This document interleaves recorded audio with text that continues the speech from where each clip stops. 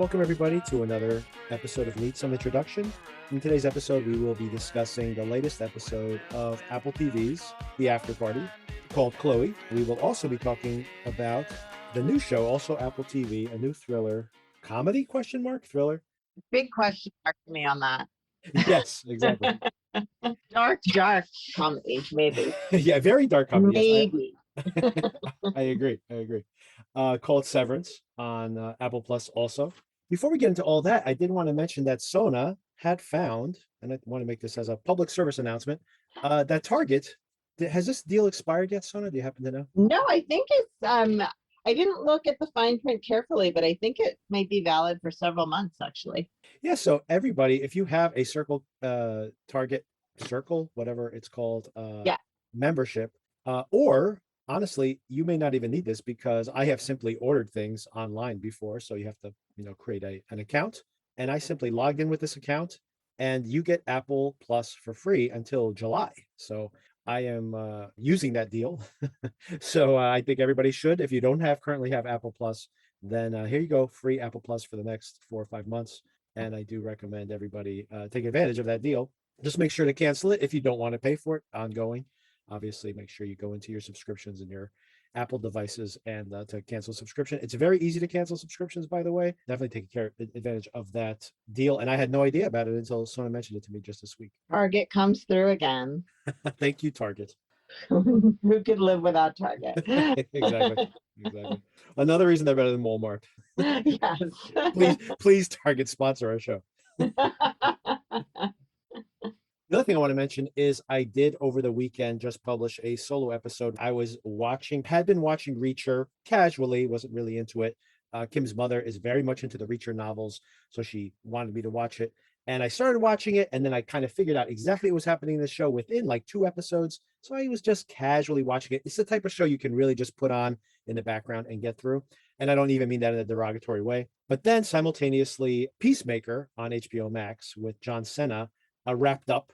And I thought it was very interesting, these parallels of the Reacher being this 6'5" bodybuilder sized guy who's like as smart as Sherlock Holmes, and all in with this almost like stereotypical caricature of these type of macho characters. And then simultaneously watching Peacemaker, where you have that character who believes that he is that character, but everybody else knows that he's a total buffoon and is like making fun of that very persona. So very interesting to see these kind of 2 sides of the coin. And they wrapped up, or were on the air at approximately the same time. And then just by chance, I had recommended to Sona, I know she's a fan of Mads Mikkelsen, I am. a film that had gotten very, very rave reviews, and I had never watched it and was suddenly available on Hulu. So I checked it out, and it's called Riders of Justice. And here we have again, he's this military guy. He believes that possibly his wife died as part of some kind of terroristic attack. And they start to explore this. And as they get into this story, they find out that everything they're assuming is wrong. And it's another real satire of these type of action movies. Anyway, really fascinating. These 3 things happening all at the same time in my mind. And I published an episode about that. And of those 3, Sona, like I mentioned to you, I would highly recommend The Riders of Justice. Very funny and very like touching in its bizarre sort of way. Very, very good movie. Cool. Last thing we'll bring up is that next week we're getting very close to the end of the Afterparty. We'll be watching the next episode of Afterparty, plus this thriller called No Exit, which I think may be right up Sona's alley on Hulu. So make sure to keep your eyes out for that. I believe it premieres on Thursday, so you'll have time to watch it before this next episode drops about a week from now. And I think that's what we'll be covering, and possibly covering Severance. I will definitely be watching the next episode of Severance. I think we'll see how Sona's doing with it based on this conversation, because I haven't gotten her feedback. But we will start things off. I have so many notes on Severance, so I think we should start off with the Afterparty. I'm not surprised. It's very dense, very dense. So yeah. And but we will start with something that's much, much less dense, which was this episode of the Afterparty. Anybody who wants to remain unspoiled on the Afterparty, jump ahead to 20 minutes, let's say. I will preview my opinion here. As I took notes on it, I appreciated it more than I did in the moment. I really didn't think it, I thought it was one of the weakest episodes, honestly. But as I took notes on it, I realized that there's a lot of stuff happening here that is interesting. But what was your general opinion? I thought it was adorable. Okay. You had said to me that this was going to be an animated episode, and I was dreading it. I am not big on animation. I find for some reason it has a sedative effect on me. Like every time I tried to watch Finding Nemo, I would fall asleep. The same with that one that everybody loved, Monsters Inc. I mean, obviously, these are children's movies, so it's a little bit different. This was more in line with actually one animated series that I did love was Daria. So, and it kind of had a Daria feel to me. I thought it was brilliant. I really did. I think I might have enjoyed this the most of any episode so far. Oh, wow. Interesting. I love the dichotomy of like fun Chloe versus Yep. feet on the ground, grown up Chloe, and that idea of exploring what happens to that part of you when you've been pushing it down and not letting it live its life and Yep. been doing all the responsible things and that doesn't work out for you. So why not let the fun side out and that internal struggle that you have, very traditionally shown as the angel on one shoulder and the devil on the other shoulder kind of thing. I thought this was really clever. I really, really liked it. This is very funny because this kind of goes to the point of like watching something when you're in the mood to watch it, to be honest with you. I watched these shows. They premiered on Apple Plus basically the night we were texting about this deal. That I noticed that all the episodes, and maybe this has always been the case, and I just never noticed before, that the episodes are supposed to premiere on Friday. So I just assume it's available on Friday, but they're actually available on Thursday night. So Mm-hmm. I watched everything on Thursday night because I had a free night. And what's so funny is that I did not really enjoy any of these shows, not fully, I would say. I was interested, especially in Severance, but I was kind of didn't like any of this watch that I had this week. So then I rewatched, over the course of the past couple of days, just casually as I'm taking notes. And I enjoyed them so much more the second time around. I was laughing out loud. Chloe is not my favorite character. Mhm. I feel like we're supposed to be rooting for her in some way or Yeah. relate to her in some way or fond of her in some way. I am not, for whatever that means. So to me, it really says a lot that I enjoyed this episode because between it being animated and me being not all that interested in her, I was kind of just thinking I was going to get through it. So maybe it was low expectations on my part too. I don't know. Yeah, so let's get into it because I have some questions here, and I think you're already touching on some of them that I wrote down as I was rewatching. So first of all, to everybody, as Sona's already mentioned, it's an animated episode, and I think that was kind of my critique initially was that the style of this animation seemed a little like cheesy, like a little too lo-fi, and I was Mhm. expecting something a little more. If they were really trying to do a genre mashup, that they would do something a little more sophisticated. Even the cheapest animation now looks pretty sophisticated. But then Mhm. in rewatching it, it made me think about no, she's an artist. This is in the style of her artwork when she was a teenager, like the kind of someone who was good at art in high school, but not, that sophisticated in their design, right? So, and it is in style with her art. So then I was like, okay, that made me appreciate it a little bit more. And like you already mentioned, I think that they used it very well, something I really didn't appreciate the first time around. But I do think that they took advantage of animation to show these different personas, which I thought was clever. You really couldn't do that with A more realistic type of. exactly in a different genre, right? And and there were some very funny scenes when she is, we see her the animated self with her and her young Chloe, her wild Chloe persona, and then we see her actually talking to herself in the in the during the interview, Oh, and that was funny. I thought it was so clever. Yes, and the alarmed expression on the detective's face, Dana, right? yeah, she says, "Is this something I should be concerned about?" Well, she and she looks and like she she's says, having a psychotic break, right? So, right. like fully dissociating from the other part of her personality. Right, exactly. And then she goes, "This is just a metaphor." The next thing that happened in the episode that I thought was pretty funny is, they're eavesdropping again. Anik has busted in and left his phone behind so they can eavesdrop. Mhm. And they have this issue with charging the phone. How many times are you like, you're at a party and you need to charge your phone? And this whole thing was funny where they first of all don't have a charger for Jasper's phone, and then of course they have each have one earbud in, so then they can't they have pairing issues. They can't look Yes, independently. They have to travel around together. It's pretty cute. I agree. Very clever and very interesting how like woven throughout this show is the use of technology and all that Mhm. it allows us to find out. Another thing I like that they used for the animation is when the two Chloes enter into the reunion and everybody does those puppy dog faces because they know that she's going through a divorce. Hmm. And my favorite of all these interactions she has with these different, people is some woman walks up to her and goes, "If my husband ever left me, I'd kill myself, but don't you do that." Yeah, you shouldn't do that though. Exactly. But don't you do that. I'd kill myself, but don't do that. Oh, also, I think you would appreciate this. Also, in her animated sequence, we revisit Anik's failed karaoke. Yes, I loved it. I loved it.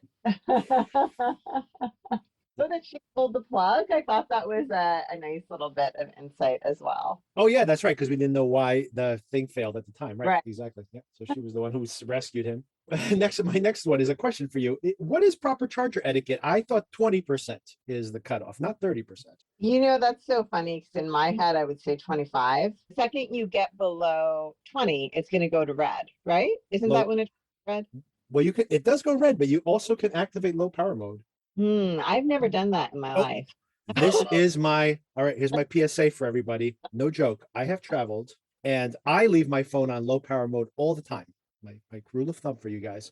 I have traveled where you get 20%, you turn on low power mode, your battery will last for hours and hours and hours. I've had my phone on 1 or 2% for hours at low power mode. It turns off every background process. Your phone is constantly working in the background, like checking for notifications, etc. And it basically turns all that stuff off. It just reduces the amount of pings it makes on the network. And honestly, it'll last you hours on low power mode. So definitely activate low power mode. I'm Okay. also Yeah. a person that has a lot of anxiety related to not having enough battery as well as enough gas in the gas tank. Um, so really, I start to get uncomfortable anywhere below 50%. I can live with it up to 40, but after 40, I'm looking for a charger already. So I would never find myself in this situation. I just have to say.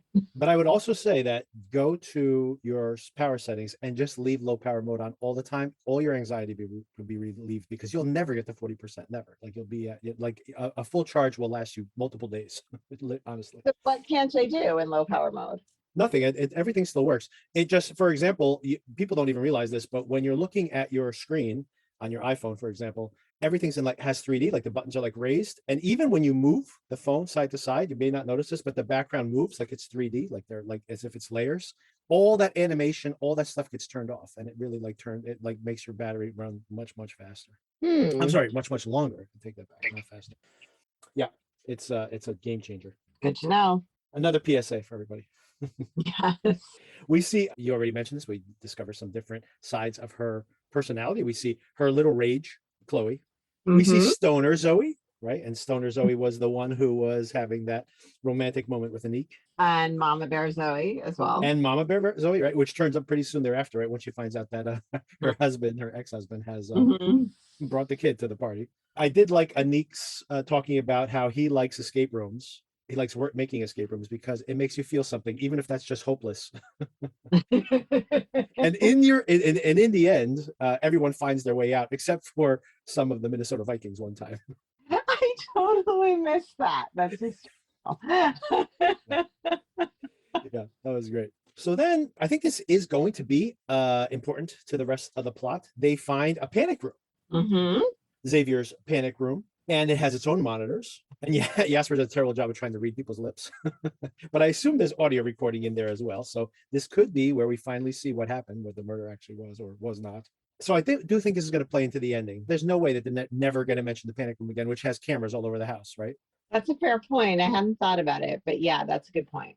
And I do have a plot hole here that they go into the panic room, they lose the connection to the audio, and apparently, supposedly, the battery dies, and then they're able to jump back in and eavesdrop on the call. How is that possible? Who's answering the call on the other side? I did not realize that the battery had died. I thought they had just lost the connection.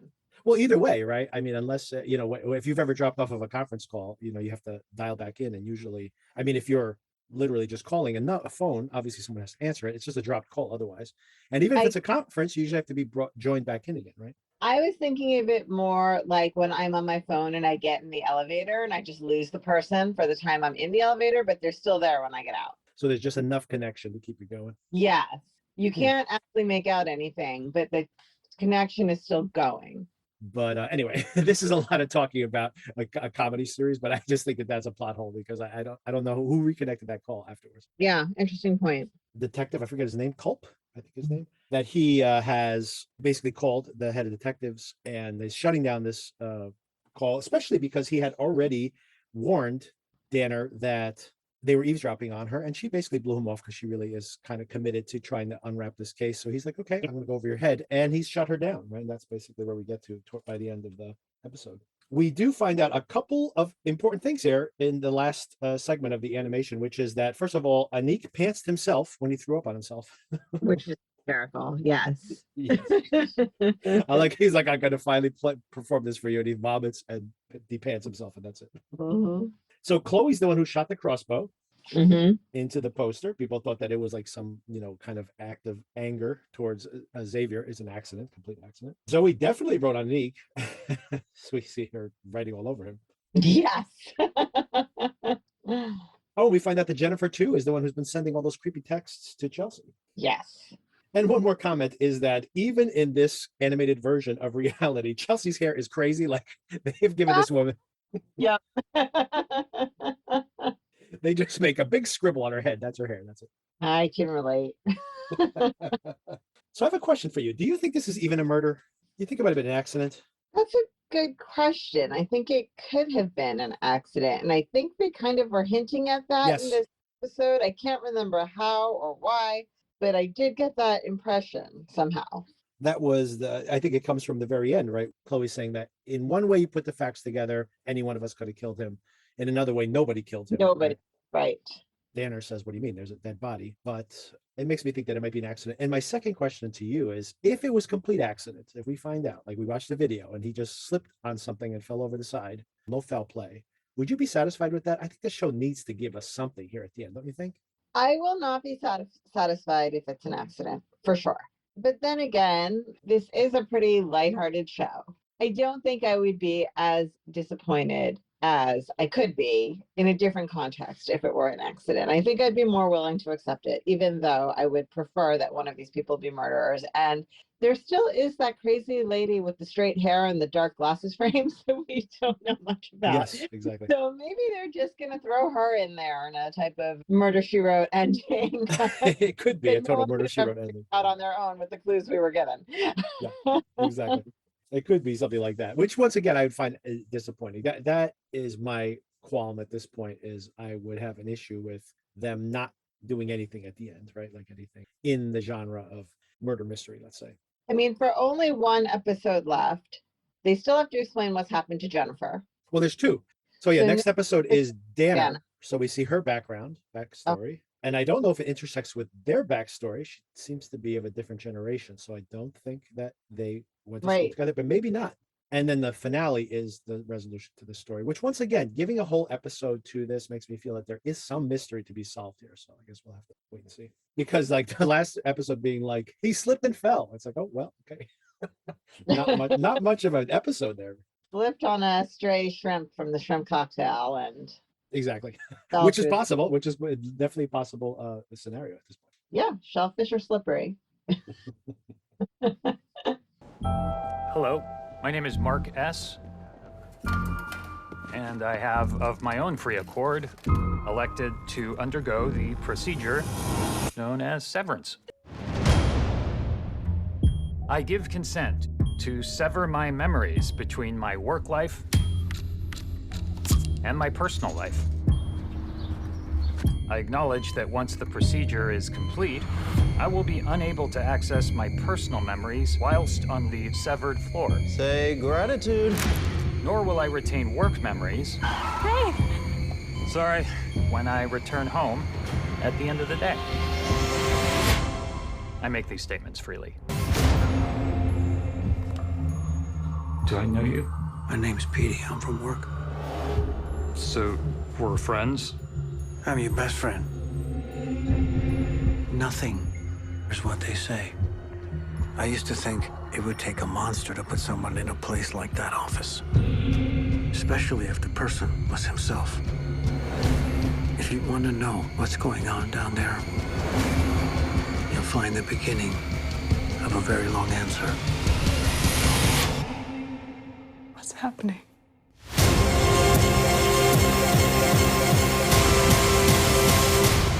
What is it we actually do here? Next, let's talk about Severance. So a little backstory here on this. This is a new show directed mostly, I think the first half of the season is directed by Ben Stiller, who's made quite a career of directing recently. And I've always been a fan of his directing. I mean, he directed Reality Bites, he directed Tropic Thunder, which I think is hilarious, by the way. If no one's ever seen that, it's great. Also directed on the darker side of things, Escape at Dannemora with Patricia Arquette also, which got a bunch of Emmy nominations a couple of years ago. And I don't know if did you ever see that, Sona? It was always on my to-do list, to watch list, and I never actually got around to it.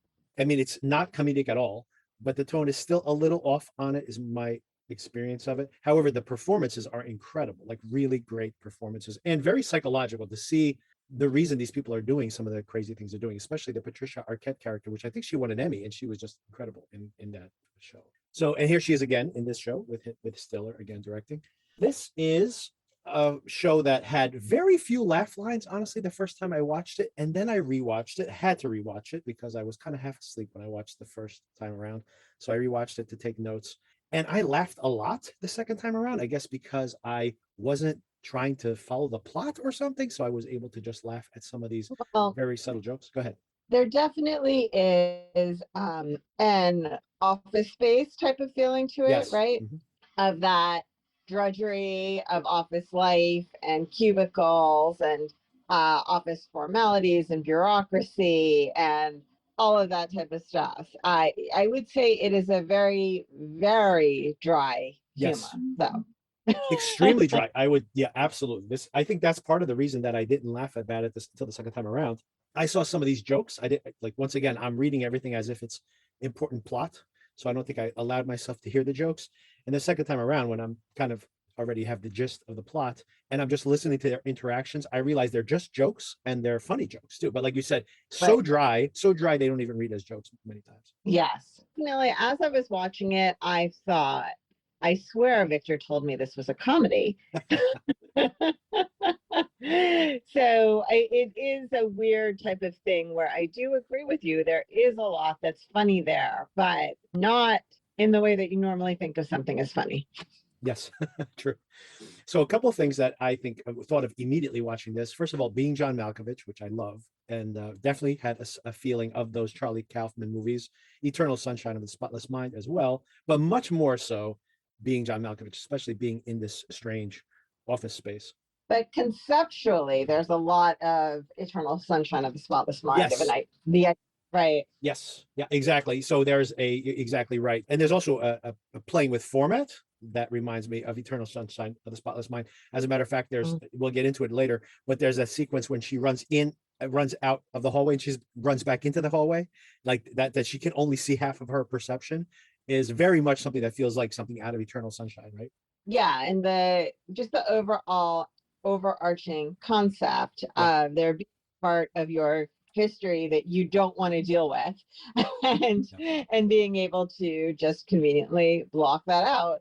Here, I think they take it a step further to say, what if someone else benefits from you blocking that out? And so they can exploit that part of you that doesn't want to deal with that pain, which is very interesting. Yeah, I agree. All these existential concerns are all in Charlie Kaufman's screenplay. So if you're really a big fan of this and you haven't caught up on all these different Charlie Kaufman films, I may can't list them all, but being John Malkovich, Adaptation, The Eternal Sunshine, obviously, maybe his most popular work, but very much so in line with his concerns, these kind of ideas of identity, very much explored here. And also all those films, by the way, all very, very dry humor. So another thing that kind of overlaps here.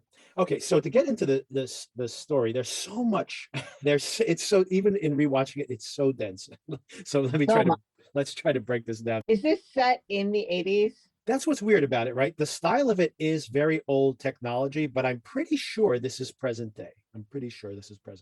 But even the other people seem to be very 80s. The people that are entirely in the current world, like all the cars seem to be 80s. And I don't know. I'm struggling with it. I just like some certainty on this. I wish they had given us some clarification. It might be purposeful. This is something in the genre recently where you make things that are out of time. They're either supposed to read them as alternate histories, or I think they're trying to not set things in a concrete time so that you can fill in the blanks yourself in a way. And there's been so many of this recently, it's kind of a motif, but I'll just mention one that comes to mind right away. But if you ever saw the movie It Follows, have you seen It Follows? I have. So Yeah. it follows very much has the feeling of being in the 80s, right? It And does. and then all of a sudden we see somebody like reading on this like clamshell device, like an e-reader. Mhm.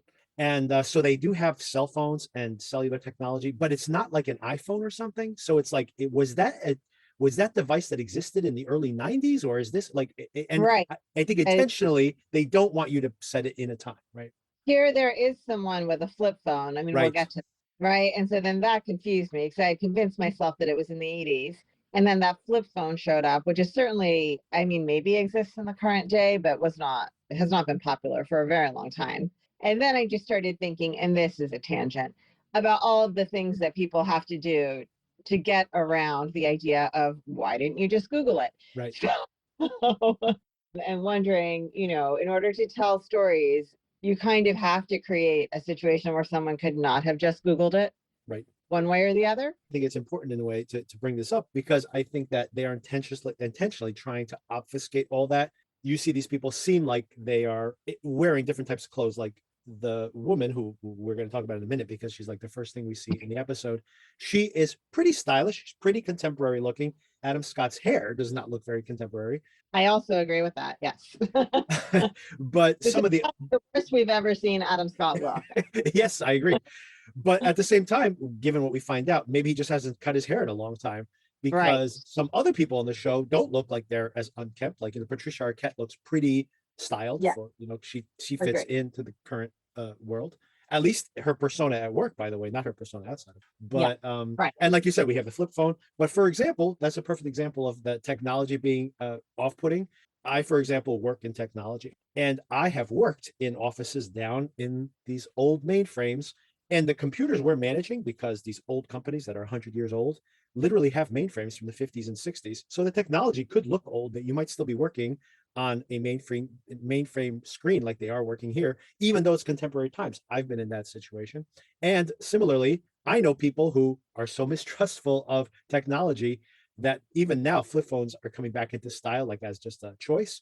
But I know like 10 years ago, I worked with people who refused to use an iPhone because they're like, they're tracking me. I only use flip phones, right? So they're like total cynics when it comes to technology, even though they work in technology. So it could just be something like that. Like, there's no GPS on this phone, something like that. Sure.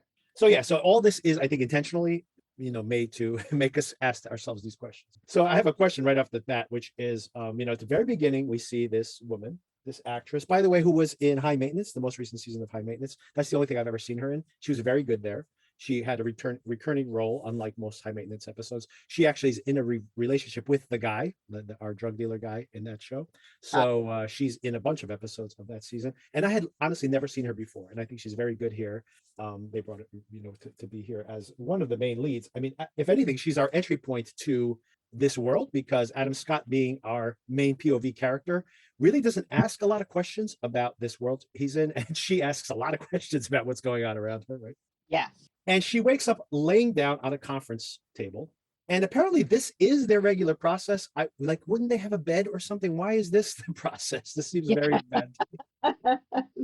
This is a very bad introduction into this world, I would say. Yeah, I agree. And then she has to answer 5 questions, which she does not know the answer to at all, except that they ask her if she knows the names of any states, and she doesn't know the name of Delaware. And she got a perfect score. Apparently, yeah, saying Delaware is a perfect score. Little commentary about what's Mr. Egan's favorite breakfast. Yeah. What a weird question. How would I know that? And he says, I know, right? Right. We see Adam Scott in his car. He's crying. This is his Audi version of himself. So we find out later that the innies are their personas within, and their Audi's versions of themselves are their versions outside. And his Audi version of himself is crying in the car. We find out why later on as well. But I thought this is very interesting. He enters into work, and he goes into the elevator, and not only does his persona seem to change, his demeanor changes, the music changes, right? The music becomes very upbeat all of a sudden. And we see him walking, and it's as if he goes through a transformation, like as he walks down these meandering hallways, And he has a tissue in his hand. He's like, why is this tissue in my hand? He throws it in the garbage. Mhm. He's wondering if he has allergies, if he's catching a cold, but of course it was him crying earlier.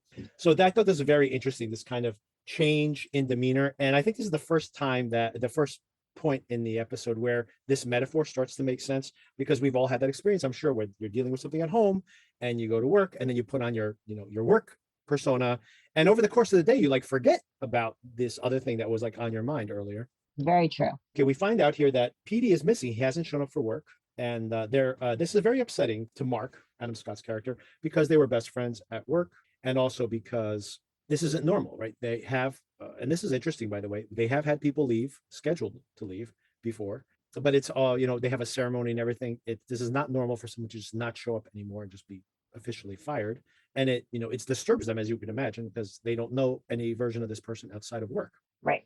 They work in macro data refinement, which is something that is very strange, but we'll figure that out later. And that might be a metaphor for like the current state of data management. And I'll get into that in more detail later. We meet Peggy, Patricia Arquette, who is Mark's boss, who basically tells him that he's the new manager, replacing Petey.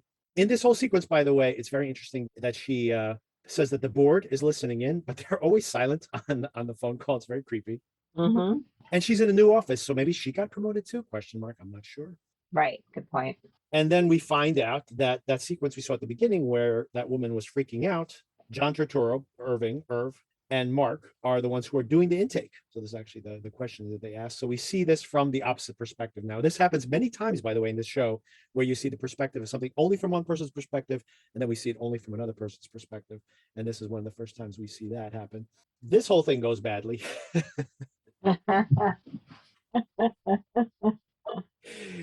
And then Helly, who we find out the character's name, she like beans him in the head with a coffee cup and tries to escape. I love that she's like in mid-question with him and just beans him with the coffee cup. Good for her. Yeah, exactly. So then he breaks protocol and he says, you have to ask me one more time to leave. She does, which of course means that he gets to go to this really cool, visually very interesting sequence that doesn't even make sense. It didn't make sense to me the first time I saw it. And then of course in the second episode, it makes perfect sense, where she basically tries to escape by running down this hallway. As soon as she exits the door, she enters back into the hallway, and she keeps doing this over and over again, like 3 or 4 times at least. That's her perception. And then she finally comes back and meets up with Adam Scott again, Mark's character, the character Mark. He goes, yeah, no, you left and you came back. And she's like totally flummoxed by this. So she finally just kind of surrenders and she goes, okay, well, let me just play along a little bit longer to see what happens. And that's when she meets with Patricia Arquette's character, Peggy. And Peggy gives her the video. Now, once again, why is the video the last thing? This should be the very first thing that they see. Excellent question. This is a terrible process, a terrible, vexing process. Yes, that is a very good question. You did this to yourself. Now let me explain what happened to you. Instead of being like, let me ask you 5 random questions. Yeah. You wake up in the conference table like, what is happening here? This is a very, very bad. I don't know who designed this process, but it's terrible, terrible process. I didn't pick up on this until the second time around. There's some religious overtones here to the show. So I wonder if this is going to be something, if this is a cult or something somehow. And but we do see that Peggy says this is the first time she makes a kind of reference to her mother and something religious. Her mother was very religious, and she told Peggy when she was younger that there's good news and bad news about hell. And by the way, this episode is called Good News About Hell. And she said the good news about hell is that hell doesn't exist. The bad news about hell is that if people can think of something, they'll build it themselves. And Adam Scott says he doesn't understand that. And I don't really understand it either, because Peggy's explanation is saying that basically people are what makes hell. Like, so these people can make this pleasurable or non-pleasurable. I assume that's Peggy's interpretation of it. But you could also read this as being like, is he in hell? Is he in some version of hell? Once again, I don't mean like a true hell. I mean like, this obviously man-made, but have they created a hell for some reason for these people? Right. So we find out some other things here. Mark starts to explain to Helly some of the rules here, and mentions, first of all, that severance is irreversible. And that seems to not be the case by the end of this first episode, but then maybe it is the case by the end of the second episode. So we'll have to wait and see. Helly says something very interesting, and this is the second time this becomes kind of a metaphor for work. Once again, our in our current lives, she says, so I have no choice, like that. Basically, we're just trapped here and we never see the sunlight again, and I have no choice. And he says to her, every time you find yourself here, you've made a choice. And I'm like, of course, because whoever's on the outside is showing up for work every day. So there is a Right. choice being made, right? Maybe not by this version of the person, but definitely a choice being made, right? Mm-hmm. They could simply not show up and that would be fine, right? So, With your outside life. Yeah. and then when he gets back to his car, he finds a note saying that he had, this is a lie, obviously, that he slipped and cut his head, and therefore they give him free dinner at Pip's Bar and Grill, and Pip's Bar and Grill will show up again soon in this. Yes. He's a VIP. So then we see him. This is like a segmentation of the episode here. He comes back outside, and we see that he has a very depressing home life. He basically just sits around in the dark and drinks. Mm-hmm. He gets told by Peggy earlier on, saying, "You look terrible. Are you hungover?" And of course, he would have no idea if he was hungover or not because he doesn't have a memory of the night before. But when we see him at home, he probably is hungover because he drinks continuously while he's home. Right. He lives alone, but his sister shows up. Oh, and he's also has the first thing this is interesting because it's going to pay off later. It's just that he's constantly arguing with his neighbor, Mrs. Selvig, about her using up all of the space he has for his garbage because she puts out the garbage and the recycling at the same time. And he's like, no, you put only the garbage out one day, you put the recycling out the other day. Something that I talk to my wife about all the time, by the way. But he has this argument with Miss Selvig, and this is when his sister shows up and tells him, "Did you forget?" So apparently, her very strange husband, and I've seen this actor in something before. I have to remember where I've seen him before, but he's always very entertaining, and he always plays this type of character, by the way. But he's this kind of very pseudo-intellectual type character, and he's trying to have a dinner without dinner. So he's having a dinner party, but with no dinner. They just drink water. Mm-hmm. And apparently his sister has invited him to this. She's pregnant. She's very pregnant, by the way. She's about to give birth. Part of this is that she's like, oh, you have to come with me to make this bearable. But of course, she also mentions that there's an anniversary coming up. And we suspect this is an anniversary of his wife's death. Is that what you get as well? Yes. And then we have this very uncomfortable dinner party, which starts off ridiculous, where people are having these very highfalutin, pseudo-intellectual conversations, which I found very funny, about this whole idea of saying, like, did you know that it was uncouth to call World War One World War One? You're supposed to call it the Great War. And he was a former historian, so they asked his perspective on it, and he goes, well, when it happened, nobody knew it was World War One. You wouldn't know that until it was World War Two. So they're like, oh, of course. But I really love this kind of these type of conversations that we probably all had in our lives, where it's like very intellectual conversations that are kind of very dumb under the surface. Mm-hmm. Some jokes are made at Mark's expense about his drinking, and mentions that his father was probably an alcoholic. So his drinking might be something that is congenital. Like I mentioned before, we find out he was a history teacher. We found out his wife was also a teacher, like Russian literature, I think. Is that correct? Mm-hmm. Yep. Oh, and I haven't mentioned this before. The company they work for is called Lumen. From this conversation, we also find out that Lumen is like biotech. They started off in the 1800s apparently as just being like skin salves and painkillers and stuff, and they have now transitioned into biotech. And one of these inventions they have, which, I mean, I don't know if it's going to go mainstream or not, considering the contents of the show, but they have something that they're doing in the basement that is so secretive that, first of all, they need historians, these people. So it's interesting to see Mark's background being important to the job he does, and that he obviously, his outside self is much more aware of what the job might be. He's opted into this severance process, which is what we're seeing here, where their personalities inside and outside of work are completely severed from each other. There's no shared memory between the two. There's no communication between the two. His brother-in-law, he doesn't actually tell these party goers about this. His brother-in-law is the one who tells them all that he's been severed, which of course is not something you probably want, because apparently this is very controversial, right, in this world. And the companions are suitably horrified by the news. They're also very curious, though, right? Everybody seems to, like, he goes on a date later on, which we'll get to, but that's all anybody wants to talk to him about, right? So I think that they are simultaneously curious, but of course potentially horrified, because I'm sure if you're not in this situation, you're like, well, why would you do this to yourself? And I think we've all been in that circumstance where in someone's company you would never say, well, why would anyone do that to themselves? That's so horrible. And then of course when they're there, they're like, oh, so tell me about it. How is it? So when he mentions that they stagger the arrivals and departure, the one lady is like, they stagger you? As if that's the worst part of this whole situation. Yeah, it's so crazy. Like, that's the worst part, really? I mean, practically speaking, it's like the World War One thing. Yes, this is only going to work if nobody sees each other. Yeah, obviously, if you can recognize each other every single day and you become friends outside of work, then there's a lot of risk, much more risk of what's happening, right? Because you can collaborate and figure out ways to potentially crack this code, which is probably what's going to happen over the course of the show. Then we see, after this uncomfortable conversation, we see that he's either making a sandwich for himself or his sister is making a sandwich for him. I forget. She basically imposes on him that he really should not leave. He should stay there for the night, and he does. And this leads to a very funny scene, by the way. Yeah, very Brooklyn hipster parent vibe there. The explanation of why there need to be 3 beds in a single room, and they're making the sheets themselves, and all very funny. Yeah. I'm making all the bed sheets myself, so I won't finish with the big one for some time. But the twin is comfortable, and the pajamas were made on a Baltic hand loom, so you'll sleep well. Thanks. I still don't quite get the 3 beds. Right. Oh, Rickon's colleague told us that switching out the beds as the child grows can wound that child. Irreparably. But if you provide said child with all of its beds upon birth, you allow it to progress across the room at its own rate. Got it. Yeah. This very much is like the kind of parenting books we read when we had our kid, where it's like, they're talking about how, the kids should raise themselves. I'm like, that's not my experience. I'm sorry. So that night, he sees something happen. He wakes up in the middle of the night. He goes outside and he sees a man in a suit in the backyard. This is like snowy outside. He's definitely not dressed for the elements.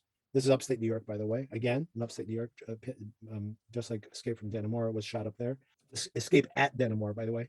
So he sees this character, and we right away, this isn't even a spoiler at this moment. I pretty much was certain that this was PD, and that's exactly who it turned out to be.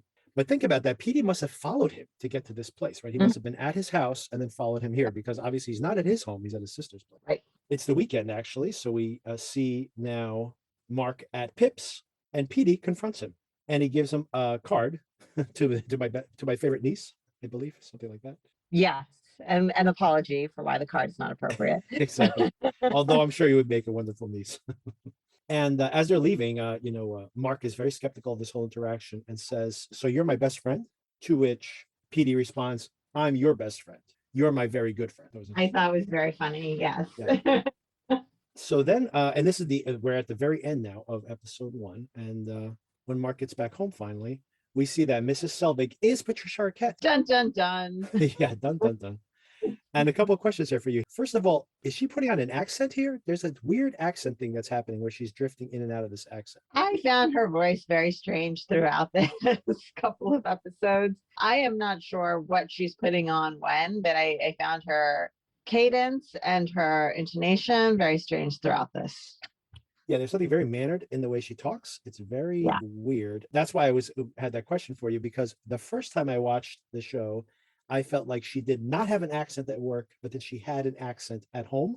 And this is maybe just my reading of things. We'll see if this plans out this way. But now it seems like she has the accent at work, but she hides it mostly. And then she has the accent at home, but she pretty much leans into it more when she's in this personality, which makes me wonder if she is actually severed, or that was one of my big questions after these first couple of episodes, is whether she is just living her normal life with the knowledge of who around her is severed and who isn't. Right, exactly. Because they obviously know more. Like we see Milchick later on. Same question I have for Milchick, by the way. He obviously knows more than what's happening, because he's inside with them, but then he also is intercepting Helly, for example, when she escapes. That there is a boundary, let's say, that he can see the boundary. But is he also severed? Is Patricia Arquette's character is Peggy also severed? All right, so the second episode is called Half Loop, and we now see Helly doing her intake video, right? So we see her recording the video that gets played for her later on. Obviously very excited about having this job, so she does not seem to have any qualms at all, obviously, as we would expect, because this is quite a commitment to make. So whatever project they're doing, they really believe in it enough to do this to themselves. Or they're so much pain in some other part of their life that they're anxious to do this. But yeah, that's an interesting point, right? Because she seems to be enthusiastic about doing this on the principle of the project, as to, like you mentioned, as opposed to Mark, who maybe did this intentionally to Right. allow himself to. I mean, this is something I forgot to mention in the first recap. He says, at least I don't have to deal with the pain 8 hours of the day. And she says, well, forgetting it doesn't really mean you're dealing with it. It just means you're forgetting Right. it. Right. So, Very good point. and of course, that's the other trade-off of this is that sure, even if he forgets about it at work, in our actual lives, and once again, if we're going to read this show as a metaphor, and I think that we have to, we've probably had that experience where, you go into work and you forget your daily troubles, but there still is a memory of the two things, right? So you have that continuity, which obviously these people do not. So it's not even like he gets that break from thinking about this because he's going to be crying in his car. And then a second later, he'll be back in his car again, right? Like he doesn't get that break in his mind, right? So, Yeah, they make that point about how it doesn't feel like they had a weekend because they have no recollection of doing anything on the weekend. exactly. There's nothing in between, right? It's they don't have any of those experiences or memories of them anyway. I mean, they might have some, I don't even know how does that work when you're dreaming or something, right? Do you remember your dreams when you're inside of there or not? I don't know. I was wondering that too. And I was wondering that the split is so thorough that it also has split your subconscious so that in your dreams, you Right. can't any of the other part of your life. Or, for example, John Turturro is falling asleep at his desk, Yep. There's no crossover even in your subconscious. It's an interesting question, I think. Honestly, this remains to be seen, but I think that that's what's interesting there because it probably is going to be questions that the show wants to address, which is like, what are you as a person? Can you actually segment yourself? And I think that's where things are going to break. I think that potentially the show is going to be about how you can have these segmented experiences like memories, but segmenting those memories, like to your point, they're not going to change your subconscious. So like, let's say you find out something really terrible about the company outside, I don't have a recollection of that. So it doesn't come to me with work. And it's like, it's still there. Right. You're still going to have some dread or something inside of you because you still have that feeling. Right. So, and I think that's something that's going to be explored. And I think that's when you see John Turturro like having this meltdown that obviously you can't segment things, that saying like, well, if you don't have a memory of it, it doesn't exist. I'm like, I don't think that's how that works. So Exactly. oh yeah, so a couple of interesting things here. So Helly, we see her, enthusiastic. We see the procedure, it's a pretty grisly procedure of this like pellet being put into the her core of her brain. Yes, in a lot of detail. We saw that. Yes, exactly. Which reminds me of another film which I wouldn't recommend right now. It's called Possessor, which is a fascinating film, but a pretty rough watch. So I'll leave that to another conversation. Although it's a really fascinating film about persona also. And then we see something very fun here, which we see the opposite of her exits from that we saw from the first. So I thought this was great because even, like I said, even the first episode, I was confused by what we were seeing, even though I thought it was visually clever. But then we see the actual physical thing happening, right? So as soon as she walks through that door, she goes into her other persona, and then other persona wants to go back in, right? So it's this little tug of war between these two parts of her, which I found very like the way they illustrated that was really well done. Mm. Oh, and then it's interesting here. I mean, they obviously say this to her only because they want her to convince her to go back in. But they say that, they're so impressed that they have her there. She's Yeah. like a rare find or something. So it does make me curious to know, like, what's her background on the outside of the world that she is such an ideal recruit for whatever this job happens to be. Yes, and a lot of humor too in the job of you've got to identify the number that looks scary. Yes, this is very, very funny. I'm going to definitely excerpt it here because both scenes are funny and we'll get into it. But when she pretends to find the scary number, it was very funny. Yeah. And then when she does find the scary number, is very, very funny.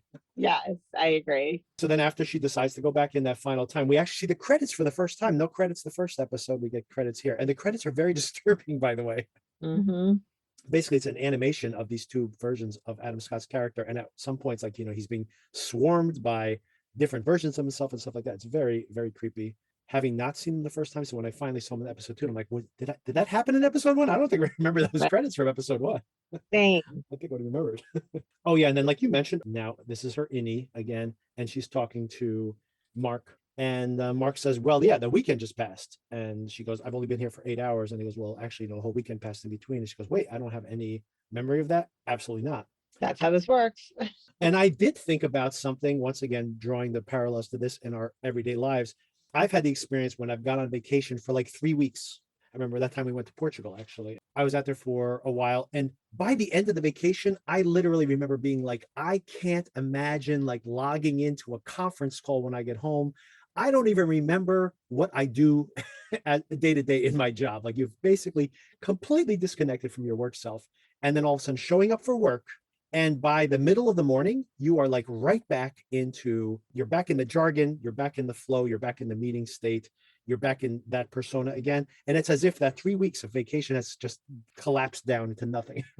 Yep. So it's very weird, but I guess that's probably the experience these people have continuously. Yep. So that's a place where I think this is metaphorically rich.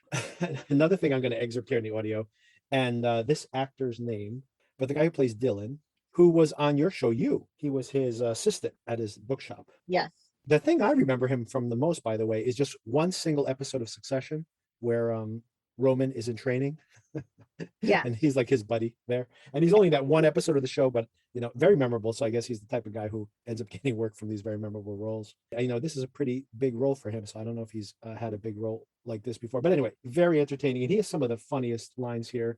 He's a stand-up comic, I think, originally. So that kind of speaks to his timing and such. But I did love when he's talking about all the incentives that you get. And I do think that it's like, this is very much, once again, corporate culture where people are so fixated. I knew people like this. I'm sure we've all had experiences like this, where there's someone in the office that they give you these little tchotchkes and stuff like as motivations that are so corny. It's like something like a holdover from grammar school. And some people are so vested in this crap. And he's like, you get a caricature of yourself. And he's got a lot of those because he's one of their best employees. Mm-hmm. But very important here, Helly mentions that, well, what about Mark's cube, that head, that glass crystal cube? And apparently that is not a regular incentive. Mark has done something so exceptional at some point that they gave him this special recognition. I'd comment, I'm not sure if it was in this episode or the next one, about the erasers. They're nice to have, but we have no purpose for them because we don't use pencils or something like that. Which is very all corporate culture type of thing of like, have you even thought this through? Why would anyone want this or need this? And this is where we find out that the job they have is that somehow this macro data, which once again, this is very funny, me working in technology, because this is the world we're going in with AI and things like that.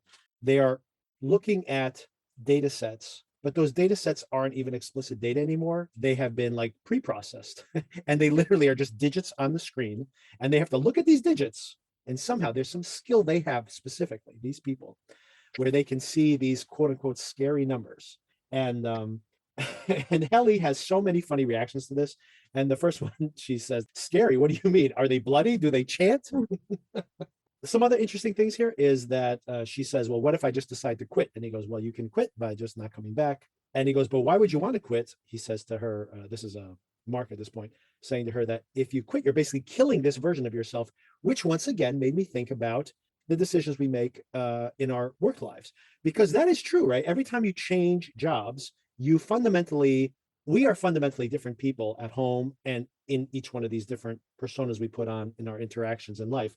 So honestly, unless you have a very, very similar job to the one you had before, that as soon as you exit one job and now you go into a new corporate culture and you meet new people and you have new job requirements, you really no longer are the person day to day that you were in that other job. Of course, we have memories, so we have continuity. we don't actually kill that person off. But it is interesting to think about them as a separate person and how you were making a decision to end that part of your life. One thing that is really interesting to me about this idea of severing your personal and work life is, we talk so much in our society now about work-life balance. Right. And I definitely have zero work-life balance. Listen, I could enforce better boundaries than I do. But the truth is, as I'm watching this show, my email is pinging and I'm checking and thinking, okay, let me add that to the to-do list. And litigators, at least, we work on things when we have time to work on them. And maybe during work hours, it may not be. And you don't want to forget to tell somebody something. So you'll just email it around at the time that it crosses your mind. And that might be at 3 a.m. It might be at 11 a.m. on a Saturday, whatever. What was really interesting to me, I guess, is the idea of being able to entirely split that into two different portions of your life, because I think that's how it used to be, right? Back the earlier part of the 20th century, and where it wasn't so easy to get in touch with us when we weren't in the office anyway. Probably before the BlackBerry, right? The BlackBerry was kind of what really broke that boundary initially. Yeah, I guess you could still bring home work with you, but it's not the same as interacting with other people who are telling you they need things and want things. Right, exactly. I feel like in that way, I don't have too much of a separation, and maybe because, I do a very specific thing in being a litigator. So it's not like my new job is going to be all that different from my old job. It's a different context, but the skills are the same. The work is the same. It's just a different context. I don't know how to say this in a way that's not in poor taste.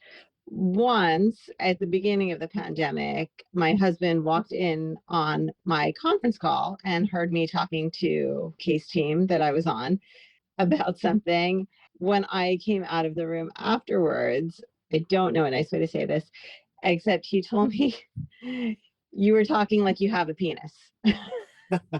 And so I thought, like, no, to me, that was just me on a work call. But I Right. guess to him, that was a different side of my personality that he had never seen, Right. which is weird because I feel like I'm pretty assertive in real life, in my personal life as well. But I guess the way it was coming across was something new to him.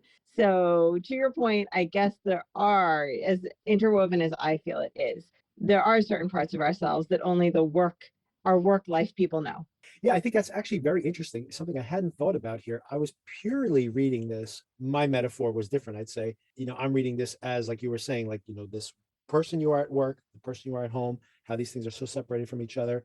But you're right that technology, especially now post-pandemic, and I'm sure this was written before. I mean, it's probably shot before the pandemic or at the beginning of it. So this was not, pandemic in mind. But when you think about how the pandemic has forced everybody to like work from home and how our personal lives and work lives have just bled together now, you literally have newscasters with their kids running around the background while they're doing the weather report, right? So it's like inevitable that these people's personal lives are bleeding into their home lives. Like your husband had not seen you in that version of you, that persona, because because you he hadn't been in the company of that person before, but now Right. that person is home, right? So that's interesting, right? Because it's like we're dealing with this forcing that person, those two worlds are colliding. But it's also interesting what you're describing, and maybe that's where this show almost feels set in time. This very much does feel like pre-BlackBerry. I remember when I started working in technology that I had to carry a pager around in case of an emergency, right? So it was literally like you left the office and that day was over unless you got a pager, right? And then like when you got the page, you needed to get on the phone. And what was so funny is that we didn't even have the software installed on our home computers to be able to do all the work we needed to do in case of emergency. So really, it was like getting on the phone and like talking someone down. And if it was a true emergency, you had to come into the office to fix the problem, right? Honestly, my wife's in medicine, and that's kind of like the world they live in. And they carry pagers around until very recently. Now they basically have an app called On Page, which is a pager, even though it's on their mobile device, right? So it's hilarious, but some of these processes are still extremely antiquated because they've been around for so long. So I think that it's interesting that the show is dealing with this in a very explicit way. And then what you're touching on, which I think is really interesting, that it's almost like that world doesn't exist anymore. So now what does happen when these personas have to interact with each other, right? Yes, exactly. Then back in the show, we see this very awkward team building exercise, which I thought was this ball that gets passed around. Yeah, I mean, talk about darkly funny. Yes. It reminded me very much of all the times that I have been demanded to tell a fun fact about myself. Yes, yes. And every time I think, why don't I just keep something in the notes app on my phone so that I have these fun facts as a go-to? Because God, I hate having to give fun facts. I hate listening to everybody's fun facts. These facts are very rarely any fun. Yep. And I can't stand the forced nature of the whole thing. And this is explicitly that. I mean, my most recent job, I worked at a startup, and we had do fun facts whenever a team member joined, but it wasn't only the team members' fun facts, it was, to introduce ourselves to them. So we had so much turnover in a startup, like we were giving fun facts about each other 2 or 3 times a week. It's like, I don't have that many fun facts.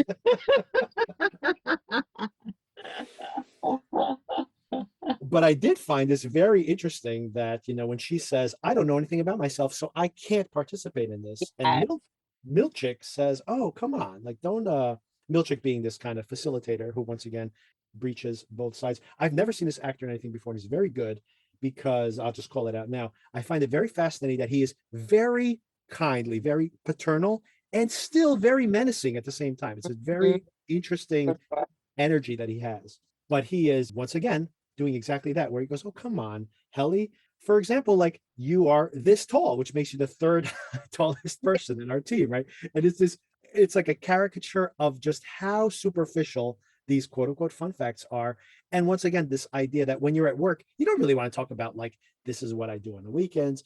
This is who I'm married to. This is how many kids I have. Like maybe your friends at work, but you don't want to be public about all this information. So you have to make everything so superficial. And this is like the most obvious version of it because all they know is what's happened inside that office. They don't know anything else. Mm-hmm. Oh, and we find out a couple of things here. Supposedly, they have the ability on these elevators and all the exits of the building to be able to identify any text or code, as they call it, any code that would leave the building. I do like, once again, Helly, very funny, getting these very dry, funny lines here in her frustration. She goes, first of all, she doesn't believe it. She thinks it's bullshit. And It does. Yeah, it does sound like bullshit, right? Yeah. He goes, well, what if I draw it like really squiggly lines, like those robot tests? Would it still catch it? And of course, Mark tells her, don't try it. But the second very important thing we learn here is that Mark admits to the fact that he hid some pictures at the very beginning of the episode, by the way. He hid pictures that had Petey, and they were going to have the new team photographs that day. And he felt upset about Petey just disappearing. So he had hidden those pictures, and that was not correct for protocol, apparently. It out by printing out the portion of the office manual that says that that was improper and presenting it to Mark, which is also a very Office Space type of feeling to me, that type of joke. Well, this is Irv, right? Yes. Another very important thing we find out here, by the way, is that he said that for all they know, Petey is dead because, you know, he's no longer there. And that's very upsetting to everybody. They said, well, why are you upset about this? Milchick says to them, Carol D left, right? Mm-hmm. And they go, yeah, but Carol D, that was planned. And we saw a video from her outside her Audi, right? So that's interesting because, so in other words, there is a way out. I mean, all you have to basically, your Audi just has to say, I want out, and you're out. So it's strange that these people are trapped there because their Audis don't care enough about them, basically, to release them. So that's the first thing that's interesting. They're not truly trapped there if their Audis just basically ask for their exit. And the second thing that's interesting here is, once again, Milchick's stern, sometimes warm father figure, sometimes menacing character when he's telling Helly not getting the exercise correct, which is about to set her off. But before we get there, I do have a question for you, which is that he suggests that they all eat their melon. They get to have a little melon party, and then take a picture before the melon bloat kicks in. Is melon bloat a thing? Well, I guess maybe some water weight. There is a lot of water in melon. There is, true. And sugar, so that could make you bloat. Yeah, I mean, I personally, it seemed to just be honeydew and cantaloupe, which for me would be very disappointing. Maybe some watermelon in there, maybe I know strawberries are not a melon, but maybe they could add a few strawberries. I would not be personally all that excited. Although maybe the work version of me loves melon. I don't know. It could happen. There's definitely when you're at work, because given whatever is available in the snack bar or whatever, that there are things that I only ate at work I wouldn't necessarily eat at home. Right. I remember once we had a work celebration of some sort, and there was a cheesecake, and someone was very disappointed that when you say you're having cake, it shouldn't mean cheesecake. And I said, well, any cake in a storm, right? Like, better than no cake, right? So that is my point exactly. So maybe in this scenario, I would love honeydew. I don't know. I do love cheesecake though, so I can't really go against that. Same, yeah. I mean, I don't have any complaint about it. I actually would probably prefer cheesecake to say carrot cake, which to me is not even really a cake. All right, so then Helly, during the team picture, it's a little bit of like a Stepford Wives moment where she's like looking at everybody, smiling at the camera, and Milchick being like, smile everybody, and they're all laughing, and she's kind of like, okay, I need out. I need out. She writes, I quit, I believe, on a piece of paper, and storms towards the elevator. And of course, this supposed BS that the scanners can know when you've written something on paper apparently works. I don't know how this technology would work, but it does work. I don't either. Mark rescues her by saying, oh, she's my trainee. She didn't know. I forgot to tell her. It's my bad. This is all on me, which means that Mark goes into the break room. And when he enters the break room, Peggy is there. And we find out a little bit more about the break room by the end of the episode. But he goes into the break room and he has that experience, like when he transitions, like when he it's like a TV signal cutting out that happens on the show multiple times. So when they transition from one persona to the other, this happens. So they go into the break room. So my question is, if he doesn't remember the break room, this version of it internally has a cutoff when he enters the break room. And then when he hears the audio recording later on of somebody in the break room, and I don't know if you know who that is, but we'll see if you do know that when he hears a recording of the break room event, his Audi is not familiar with this either. So where do those memories go? How many of these segmentations do they have? I did not realize he was being segmented in the break room. So that's something that I didn't pick up on. I totally believe you, though. I just hadn't picked up on it myself. So the next thing, when that moment happens, that weird cutout occurs, we see that he's on a date with his sister's doula, right? Mm-hmm. And of course, they have some cursory conversation. He's getting drunk again, drinking like crazy. Mm-hmm. They try to have a regular conversation. He's not really paying attention to her, and she's not that interested in his conversation until she starts talking about Severance, which of course is what all anybody wants to talk about. Mm-hmm. And she asks him some questions. We find out, for example, that all the housing is supplied by Lumen, which is not uncommon for some of these big corporate complexes. Right. Which also explains why Peggy lives right next door to him. Things go badly. They run into some protesters, some teenagers who are protesting this like enslavement of these inner selves. Yeah. But Mark does take a lot of offense to this. First of all, he's saying they're too young, they don't know what they're talking about, and saying, how can you enslave somebody? How can you enslave yourself when you're the one who's making the decision yourself? So once again, that does open that question of, what responsibility you have to this part of yourself when we have the situation where we rationalize that time we spend at work because we have that continuity. But if we didn't, like, what are we doing to that person, that version of ourselves that are trapped in there? Yeah, and as we're talking about it now, I'm thinking, kind of just generally questions of bodily autonomy that we do deal with in real life. For example, should people be allowed to sell their organs, Right. or, something like that? How much is a moral judgment that we are placing on other people that is taking away their right to do what they want with their own bodies? Yeah, this is a totally separate story, but it is interesting to consider. He actually brings it up here. He says to this protester that his past self was the one who brought him here. So did this past self like impose this on his future self? And that's actually a very interesting. It's actually a philosophical question that's been asked throughout time. This idea that, for example, imagine you drink too much when you're young and you party too much when you're young, and then when you're older you have like liver cancer or something. So your previous version of yourself, who does not have to deal with these consequences, has done this to the future version of yourself. So it's almost like, what do you owe that future version of yourself? Right. And vice versa. If we experience time in a different way, then, imagine we could actually experience our whole lifetime at once, that you obviously would make very, very different decisions in your youth. Mm-hmm. He gets home. Miss Selvig is there. Mrs. Selvig, she brings him cookies with chamomile in it. It was strange. Yes. And he makes this, he like says, oh, these are so good, but from his facial reaction, it looks like there's too much chamomile. And she knows they might be bad too. She acknowledged. Yeah. But chamomile is supposed to help you sleep, right? Is she just trying to knock him out? Maybe she's drugging him. Who knows? Maybe. It hadn't occurred to me till we were talking just now, but maybe. So she calls out the fact that, hey, that light bulb's not going to change itself. He's letting the house kind of get run down over time. And he does go into the garage after she leaves to find a replacement light bulb, which he finds instead is a candle made by Gemma. Is that his wife? I would assume his wife. Yes, they had mentioned her name earlier as well. Oh, they did. Okay. So I always had a question mark as to whether Gemma was his wife or like whether he had a daughter or something, but that just confirms it. I was assuming just a wife. So by the way, going all the way back to that card he got from Petey, Petey said, if you want to know more, come to this address. So the next day on the way to work, he calls in sick. Does he call on his phone? So that's Bluetooth in the phone, right? I mean, in the car, right? What a good point. I had completely forgotten about that. Yeah, must be. Yeah, really interesting. Why are they all driving such old cars then? Good question. Good question. But one possibility is that I know people who worked upstate New York for like Bausch and Lomb would live on campus for certain periods of time. They would have cars available. So I can imagine maybe, if it's some economically depressed upstate New York town, it could be that the cars they lend out are not the newest cars. Maybe they're just giving out the oldest. They might have these cars in rotation for a long period of time. Maybe. They're really old though, but maybe. I think it's intentional, by the way. I think it's a style choice, Yeah. but but still it raises that question, I guess.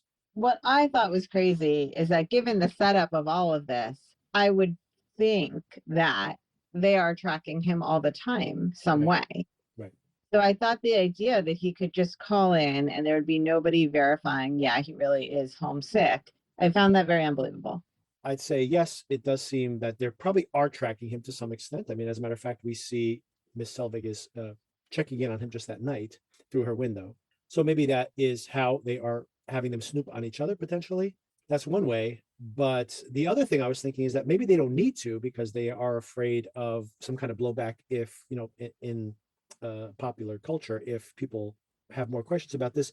And it's possible people can police themselves in, trapping themselves by choice inside of this circumstance that maybe they don't need to. In other words, my point is maybe PD is the first time this system has actually failed, but it remains to be seen. Oh, so he calls in sick and he goes and meets up with PD, who's staying in some greenhouse. Is that right? Behind some Seems house. like it. Oh, but a lot of really interesting things happen at work, even though he's not there. First of all, we find out about this break room. Irv has some kind of episode. He's afraid of having to be sent to the break room, but they say, well, before we send you to the break room, let's have you check in with this counselor that they have. And before we even get to that, we find out that only 1/5 of all of these files that they're processing ever get completed before they quote unquote expire. So that's interesting that this is time box data somehow. And we find out, this is from Dylan once again, we find out that their success rate was even lower until Mark had some kind of freshman fluke, they call it. So it was some kind of something that he did that earned them that reward. I'm assuming here that that's how he got that reward, but that he discovered something in this process. And that's why he got that reward. But maybe he hasn't been as high an achiever since then. So maybe that's why they're so curious about him. But this is all my suppositions at this point. And Dylan seems to be a little jealous of that, just in his commentary here. And this is right around the time as this conversation is happening is when we see this very disturbing image from Irv's point of view. Oh, earlier on, by the way, we had seen that Irv had dirt under his nails. I just want to call that out because this is obviously something that's happening when he's home, but that is curious to know what is happening outside of the house because we have not seen Irv outside of work. Correct. Maybe he's a gardener. It could be, exactly. Oh, maybe he's a gardener. Oh my goodness, the greenhouse. Do you think he's staying behind Irv's house? That would be interesting. Oh shoot, hadn't thought of that. Just thought of it. I just thought of it now. So these things might tie together actually. So maybe. And then Irv gets sent for his wellness check. And then I'm definitely going to excerpt this, by the way. This is when we have this funny sequence after Irv goes off to get checked up. Helly goes, oh God, a 4. Oh God, a 4. Don't fuck around. I told you, you'll understand when you see it, so just be patient. What even are these numbers? Like, do we even know what we're supposedly cleaning? My theory? The sea. The sea. Yeah, think about it. Okay, if our Audis are up there severing their brains, shit must have gotten pretty bad. Famine, plagues, etc. So what is a desperate humanity to do? Populate the sea? Populate the sea. But first, they gotta send probes down to the sea to clean up all the deadly eels and shit, because we can't cohabitate with that. So we send the probes down, they send us the data coded, we sense what's eels, and then we tell the probes what to blow up. This is the leading theory? Now, Irv thinks we're cutting swear words out of movies. Which made me laugh so much because I'm just thinking, could you imagine that they're like, that these people are like, sacrificing their lives for removing curse words from movies? It seems a little extreme. It does. So then we see, this is another very funny sequence for me, which I didn't laugh out loud about until the second time around. Once again, I must have been very tired. This is the end of the second episode, the first time I watched this, but I laughed so much about this whole sequence. He goes to his wellness check and he's in the hallway and he sees a painting of, once again, another religious looking image. It looks like Moses or something, or maybe it's Job or somebody. But anyway, he's whipping a goat. And at this moment, we see that Christopher Walken, who's the head of optics and design, walks out from his wellness check. John Turturro, playing Irv, says, "Oh, I miss this painting. It used to be in the community room." And he goes, "Oh, it got moved here." They go, "We thought it would be better here." To which Irv goes, "Yes, I think it does work better here. It's very calming." a goat being whipped is a very, very calming image. Maybe that says something about their personas. And then Christopher Walken says, "Oh, he didn't want to take credit for it." He goes, "We don't paint them. We just hang them up." Right. And he goes, most people only get excited not by their paintings that they hang up, but only by the tote bags that they design. So this guy's in charge of like all the, the swag and stuff around the building as well. And Irv, of course, is a big fan of the tote bags as well. So that's apparently looking forward to that. But the really funny sequence, that was a little bit of funny. The really thing that made me laugh the most is when he goes into his wellness check. Your Audi is generous. Your Audi is fond of music and owns many records.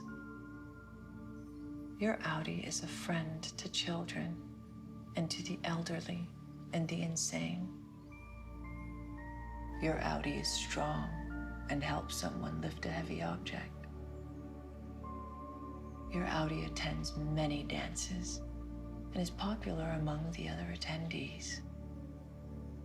Your Audi likes films and owns a machine that can play them. Your Audi is splendid and can swim gracefully and well. I'm sorry. Please try to enjoy each fact equally and not show preference for any over the others. That's 10 points off. You have 90 points remaining. Points? Please don't speak. Points? Him just saying points the way he said points made me laugh. Like, I was so shocked by the fact that they were deducting points for this experience. Please don't speak. As soon as he says points, she goes, please don't speak. Oh boy, this whole thing made me laugh a lot. Crazy. So crazy. Then we see Dylan is getting some snacks, which these are just a little details, but I want to include them because it's just speaks to how much detail they put into this world. They buy snacks with tokens. They don't actually have money, and they're supposed to, on their honor, two per person. Two per person. That's right. And then Irv returns and he says, "Oh, we had a great experience." And he says he met Bert, which is Christopher Walken's character. And I love Dylan's responses. Bert's a fuck. You didn't tell him where we are, did you? And Irv's response to this is, Bert is not a fuck. Right. And he goes, don't act like you care about this department. You just want your waffle party. And at this moment is when Helly finds her first scary numbers. This is great also. Okay, don't do it. Hey, guys. Lumen has been good to us, and it is feckless. Guys?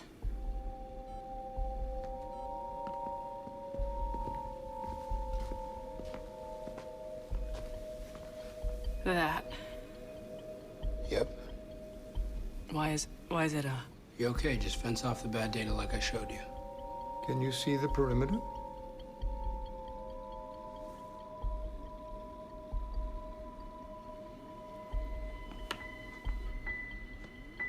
And bin it.